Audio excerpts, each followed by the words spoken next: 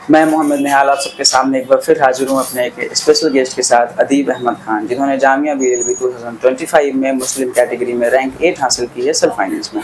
हम अदीब अहमद खान से बातचीत करने की कोशिश करेंगे और ये भी जानने की कोशिश करेंगे कि इन्होंने अपने एफर्ट्स को किस वे में रखा कि इन्हें एक अच्छी रैंक हासिल होगी सिलेक्शन के साथ साथ। तो अदीब अहमद खान, आप सबसे पहले मुझे ये बताइए कि आप एमएलएस के किस बैच में थे?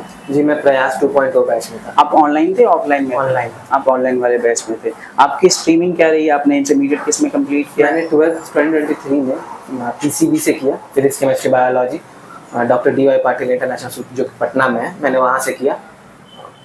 अगर मैं ये पूछूं, जैसे आपने बताया कि आपने पीसीबी से किया है, यानी बायोलॉजी आपका जो कोर रहा है, तो आपने बायो से डायरेक्ट लॉ की तरफ क्यों शिफ्ट किया अपने आप को?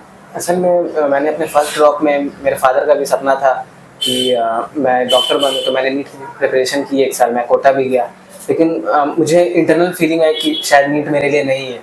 तो मुझे मेरे छोटे भाई ने सजेस्ट किया कि तुम ये ट्राई करो, तो मैंने दिया और एमएलएस की मदद से मेरा निकल गया जामिया। दैट्स गुड, सबसे बहुत बहुत मुबारकबाद हो। और आपने ये पेपर चूज़ किया है। बहुत बार ऐसा होता है कि हम गलत फील्ड में होते हैं और हम अपनी प्रिपरेशन कैरी ऑन रखते हैं, लेकिन शायद हम अपनी एफर्ट्स को गलत जगह लगा रहे होते हैं। एग्जाम्पल के तौर पर हो सकता है कि हम दीवार को धक्का देकर ये सोच रहे हो कि ये दीवार आगे बढ़ जाए, तो ऐसा कभी ज़िंदगी में पॉसिबल नहीं होता है। हमें बहुत ही स्पेसिफिक होकर के और सोच समझ करके अपने करियर को चूज़ करना चाहिए। बहुत ही अच्छा लगा मुझे ये चीज़ जान करके आपने स्विच करने का ऑप्शन सोचा अपनी ज़िंदगी में, वरना बहुत से लोग बहुत अपना टाइम अपनी ज़िंदगी का बर्बाद कर देते हैं इसी में कि हमें यही करना है तो यही करना है।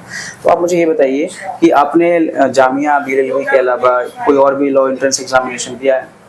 जी, मैंने AMU BLLB दिया था। ओके, आपने AMU, जैसे आपने क्लैट वगैरह दिया है? नहीं, क्लैट आपने क्लैट वगैरह नहीं दिया? क्लैट का सिलेबस थोड़ा सा अलग है, उसमें कॉम्प्रिहेंशन ज़्यादा है, फिल इन द ब्लैंक्स है, इसीलिए मैंने उस तरफ ध्यान नहीं दिया। मैं एक तरफ फोकस होकर मैंने एग्जाम देने का सोचा। अब मैं बात करूं आपसे कि ये इस जर्नी में जो आपने ये जर्नी कवर की है, आप बायो बैकग्राउंड से थे कहीं ना कहीं, तो इस आपकी स्ट्रेटेजी क्या थी? क्योंकि बहुत सारे बच्चे ऐसे होते हैं कि बायो से लॉ की तरफ शायद उनको लगता है कि पॉसिबल नहीं है, तो इसको आपने कैसे ओवरकम किया? क्या आप सब्जेक्ट वाइज स्ट्रेटेजी थी? प्लीज़ आप एक बार डिटेल में ज़रूर बताएं। I found it much easier.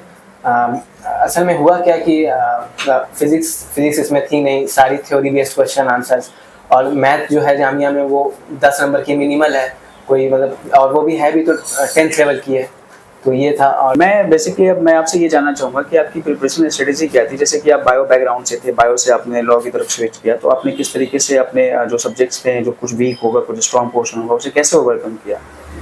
मेरी लीगल के लिए मैंने आयशा मैम की वीडियोस को पूरा तरह रेफ़र किया। इंग्लिश के लिए भी गुफरान सर ने एक बुक सजेस्ट की थी, और उनकी क्लासेस में देखता था, ग्रामर की क्लासेस, वर्ड मीनिंग की क्लासेस, वोकेबलरी की क्लासेस, और जो किताब उन्होंने सजेस्ट की थी वर्ड पावर मेड ईजी, मैंने उसे बहुत थॉरोली पढ़ा। मैं अराउंड डेली उसे 2 बार कम से कम 500 वर्ड 400 वर्ड डेली रिवाइज करता था, तो उससे मेरी वोकेबलरी काफ़ी मजबूत हो गई थी, और ग्रामर भी गुफरान सर की वजह से काफ़ी अच्छा हो गया था मेरा। अगर हम अब बात करें जीके जीएस वाले पोर्शंस और करंट अफेयर वाले पोर्शंस, तो ये बहुत ही अच्छा खासा एक वेटेज होल्ड करता है जामिया एंट्रेंस में, तो आपने इसको किस तरीके से टैकल किया? मैंने पूरी तरह से एमएलएस के जो भी मटेरियल्स से मैंने उन पे रेफ़र किया। सर डेली व्हाट्सएप ग्रुप में लिंक्स भेजते रहते थे कि डेली हिंदू न्यूज़पेपर के जो भी मतलब एडिटोरियल इंपॉर्टेंट थे मैं सारे पढ़ता था, और सर भी रेफ़र करते थे कि जीके टुडे एक चैनल है यूट्यूब पे, वहाँ पे जाके पढ़ो, तो वो भी मैं करता था। और मैंने एक बाकायदा सबका अलग अलग एक नोट बना के रखा हुआ था, और मैं रिवाइज़ करता था, बहुत रिवाइज़ करता था। Okay, that's good. तो कहीं ना कहीं रिवीजन एक बहुत ही ज़्यादा इंपॉर्टेंट फैक्टर प्ले करता है हमारे प्रिपरेशन जर्नी में। तो मैं मैथमेटिक्स की बात करूँ तो आपने उसे किस तरीके से कवर किया है? जो हमारा एलिमेंट्री मैथमेटिक्स होता है एक पोर्शन, उसको आपने किस तरीके से कवर किया? फैसल सर की क्लासेस आती थी, सारी चीज़ों की क्लासेस जो वो करवाते थे मैं उन्हें करता था। सर क्वेश्चंस करवाते थे, मैं उन्हें करता था, एग्जांपल्स सर से लेके करता था। और मॉक्स ने बहुत हेल्प किया मुझे मैथ्स में, और मैथ्स मेरा उतना स्ट्रॉन्ग नहीं था, लेकिन अबव एवरेज हो गया था मेरा मैथ्स। That's good. अगर हम, जैसा आपने मॉक्स मेंशन किया था, अगर हम मॉक्स की बात करें तो मॉक्स का क्या रोल रहता है हमारे थ्रू आउट प्रिपरेशन जर्नी? मॉक्स से ज़्यादा इंपॉर्टेंट कुछ है ही नहीं, और एमएलएस के मॉक्स अगर नहीं रहते तो शायद मैं यहाँ पे आज आपको इंटरव्यू भी नहीं दे रहा होता। तो मैंने बहुत सारे मॉक्स दिए। मेरे मॉक्स में शुरुआत में उतने अच्छे मार्क्स नहीं आ रहे थे, लेकिन ग्रेजुअली धीरे धीरे बहुत काफ़ी सुधरे थे मार्क्स।